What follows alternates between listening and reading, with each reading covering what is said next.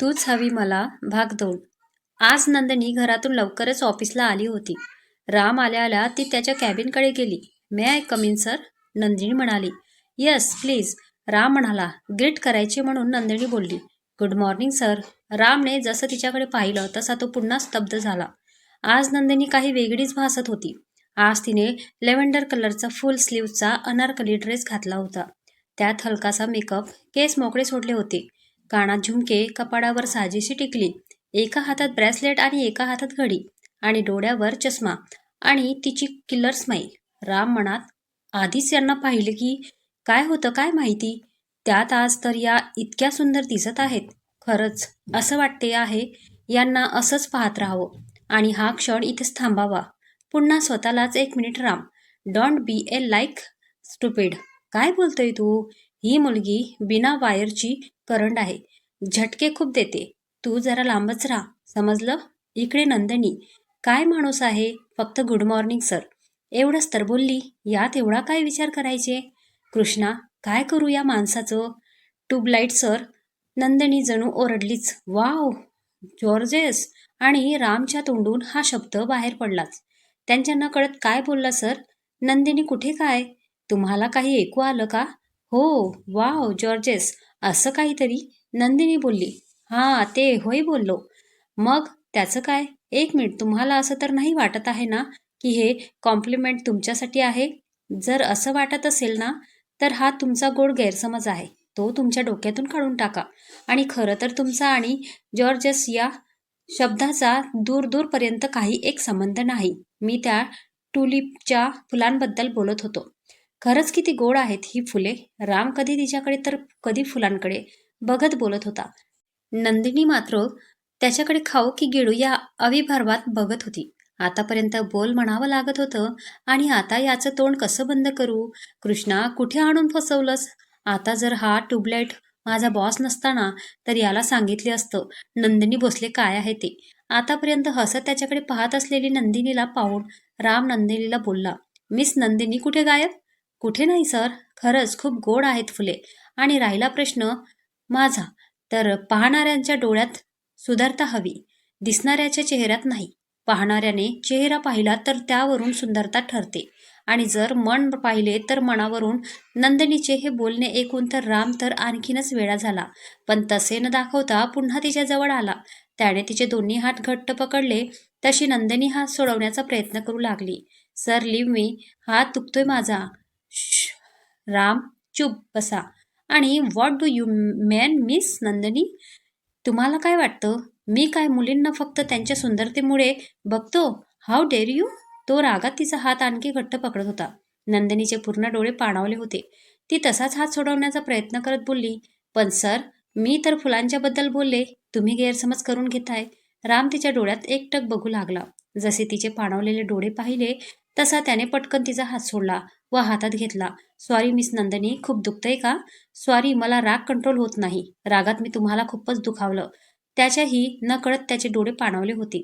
आता त्याच्या बोलण्यात फक्त आपुलकी होती. नंदिनीबद्दल काळजी होती. त्याच्या डोळ्यात पाणी बघून नंदिनी गोड चेहरा करत हसून बोलली. सर, असा राग ठेवून फायदा काय? ज्याच्या असण्याने दुसऱ्यापेक्षा जास्त त्रास आपल्याला होतो. राम पटकन बोलला. व्हॉट? नंदिनीने पटकन त्याचा हात हातात घेतला आणि त्याच्या डोळ्यांना लावला. तेव्हा त्याला कळालं की आपण रडत आहोत. तो पुन्हा बोलला. सॉरी, नाही दुखत आहे मला.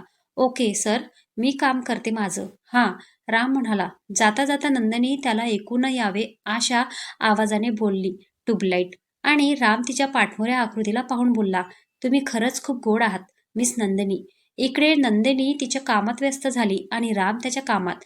बघता बघता 5 कधी वाजले कळालंच देखील नाही. दोघेही त्यांचं काम आवरून घरी गेले. रामच्या घरी राम आज भलताच खुश दिसत होता. हे गर्लफ्रेंड, काय करतेस? रामची आई म्हणजेच आजी. आजी त्याचं कान पकडत. नालायका, किती दिवस मीच तुझी गर्लफ्रेंड राहू? बघ ना एखादी. काय करू? गर्लफ्रेंड तुझ्यापेक्षा सुंदर कोण भेटतच नाही. हो का गाढवा? खरं सांग, माझी सून कोण आहे? राम चमकून तिच्याकडे पाहतो. गर्लफ्रेंड? काय नाव आहे सांग. आजी, आलो मी आजी. फ्रेश होऊन येतो. रामने गोष्ट वडवून ओठातल्या ओठात शिट्टी वाजवत तिथून पळ काढली. बाळा, जर तू राम देशमुख तर मी पण तुझी आजी आहे. आता तुझी मज्जा बघ. आता ही रमा तुझी बायको आणि माझी सून घरीच आणूनच शांत बसेल.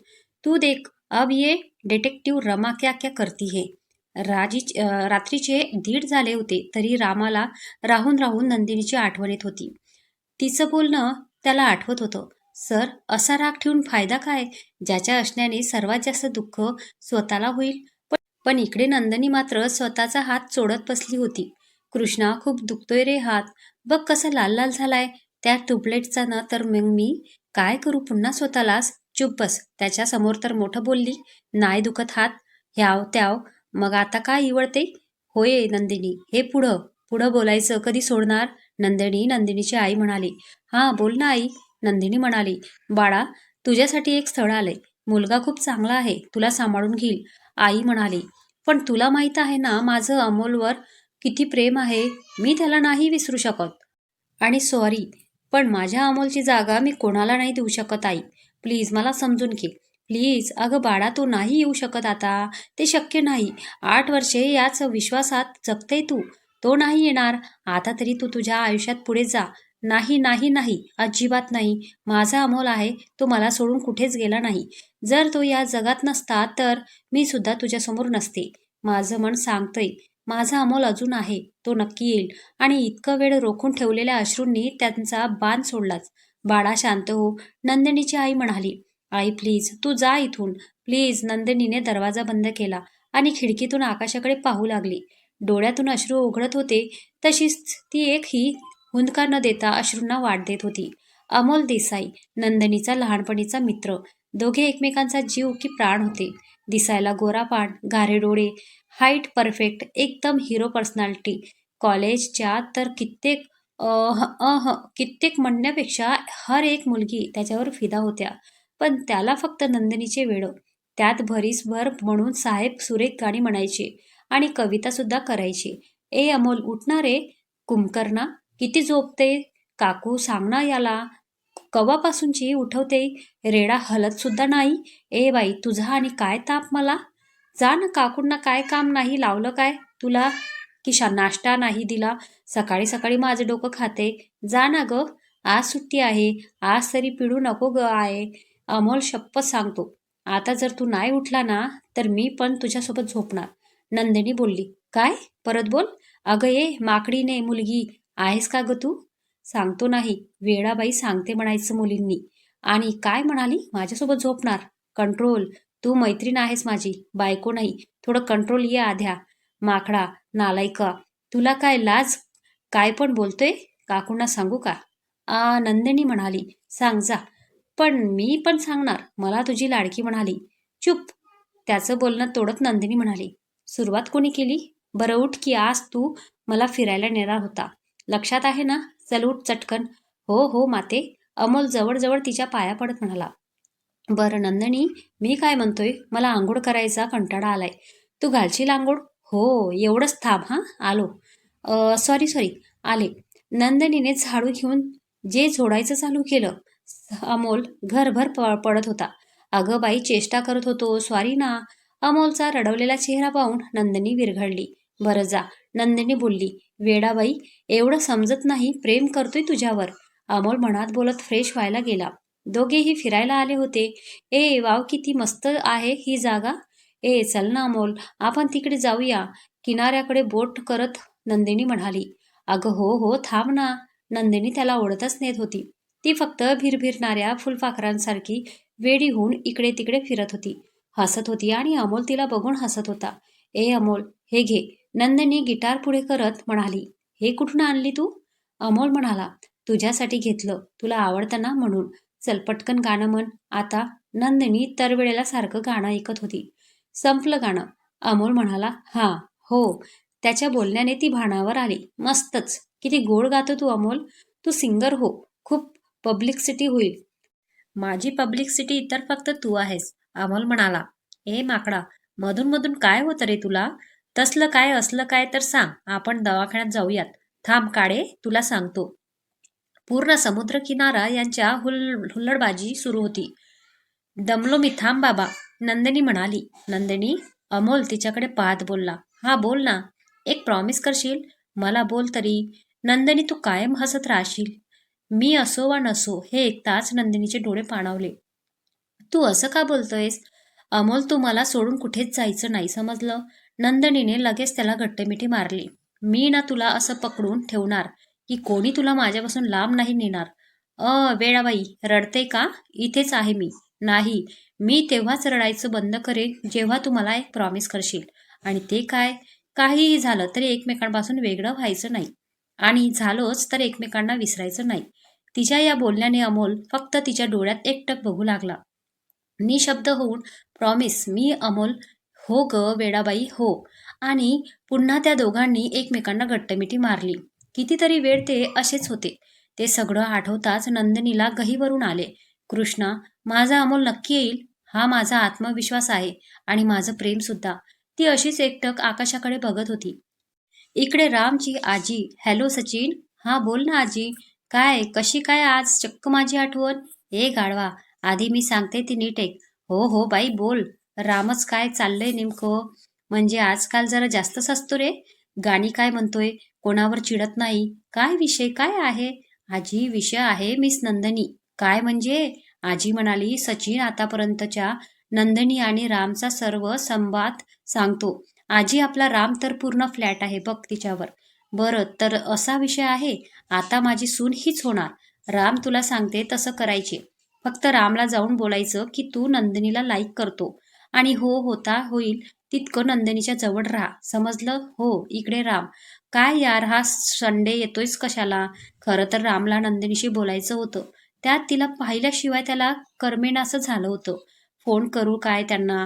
पण बोलणार काय? नको राहू दे. मेसेज करू काय? पण त्यांना काही चुकीचे नाही वाटणार न? असू दे करतोच. रामने फोन केला पण नंदिनीने फोन उचललंच नाही. दुसऱ्यांदा पण नाही उचलला. तिसऱ्यांदा 3-4 वेळा लावला पण तिने उचललाच नाही. शेवटी वैतागून मेसेज केला. Miss Nandini how dare you do like that? Pick up the phone dam.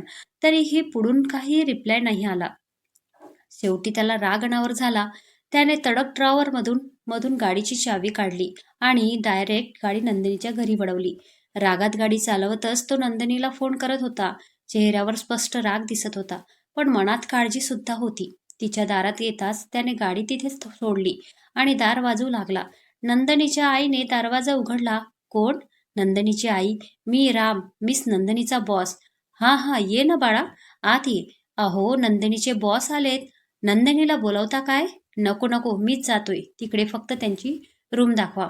अहो ती रूममध्ये नाही गार्डनमध्ये आहे. तुम्ही तिकडे जाऊन तिला भेटा, नंदिनीचे बाबा म्हणाले. हो, राम म्हणाला. नंदिनी गार्डनमध्ये झाडांना पाणी घालत होती. मिस नंदिनी, राम म्हणाला. त्याने 2-3 वेळा हाक दिली पण ती लक्ष देत नव्हती. आता तर त्याचा राग अनावर झाला. तो रागात तिच्याकडे गेला आणि पुन्हा तिला जोरात पकडलं. Miss Nandini, why are you ignoring me? पण सर काय झालं? आणि तुम्ही आलात केव्हा? काय काय बोलतात तुम्ही? मी आलो केव्हा? केव्हापासून बोलतोय तुम्हाला? सकाळपासून फोन करतोय. आहात कुठे तुम्ही? किती काळजी वाटत होती मला. आणि तुमचा फोन कुठे आहे? काय? नंदिनी म्हणाली. मी विचारलं फोन कुठे आहे तुमचा? पण का? आणि माझा फोन? आणि एवढं रागात का बोलताय तुम्ही? नंदिनी म्हणाली. मिस नंदिनी फोन घ्या. त्याने रागात तिचा हात आणखी घट्ट केला. सर हात सोडा माझा. दुखतोय खूप प्लीज. तुम्ही माझा फोन का उचलत नव्हता? अहो सर माझा फोन रूममध्ये आहे. अचानक नंदिनी हसू लागली. मिस नंदिनी आता तुम्हाला हसायला काय झालं? सर स्वतःकडे पहा आधी. इतका वेळ रागात असल्याने त्याला कळलेच नाही तिच्या हातात असलेला पाईपच्या पाण्याने तो पूर्ण भिजला होता.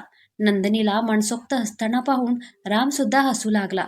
रामला हसताना पाहून नंदिनी एकदम लहान बालासारखी तोंड करून बोलली. सर खरंच सॉरी. आणि ते कशासाठी? राम बोलला. नंदिनीने पाईप पुन्हा त्याच्याकडे केली आणि बोलली, ते यासाठी. ट्यूबलाईट. काय? ट्यूबलाईट? राम म्हणाला. काही नाही सर, तुम्हाला नाही, राम. आणि नंदिनी खूप वेळ भिजत होती. थोड्या वेळाने नंदिनी, अगं काय करतेयस? भिजवलं ना त्यांना? बाई या पोरगीचा ना पोरकटपणा कधी जाणार काय माहीत. आई ते चुकून झालं. बरं चला दोघे कपडे बदलून घ्या नाहीतर आजारी पडाल. नंदिनीची आई म्हणाली. हो आई आम्ही आलोच, तू चल. काय मग सर पुन्हा रागवणार काय? नाही, राम म्हणाला. नंदिनी पोट धरून हसत होती. राम मात्र मनात म्हणत होता, जर तुमच्यासोबत वेळ घालवावा लागणार तर पुन्हा रागवणार मी.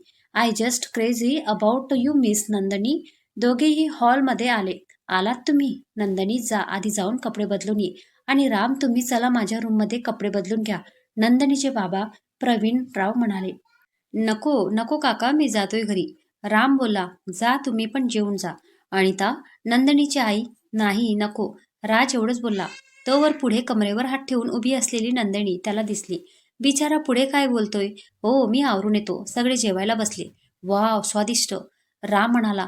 काकी, खूप मस्त बनवलंय तुम्ही जेवण. याला काय झालं आता? अचानक चिडतय, अचानक हसतय. अंगात येतंय वाटतं राहून राहून. उगच याला ट्यूबलाईट म्हणत नाही मी. नंदिनी, काय झालं? जेव ना. काय विचार करत बसले? इतका वेळ ताटात हात घालून बसलेल्या नंदिनीला पाहून अनिता बोलली. ते काहीच नाही.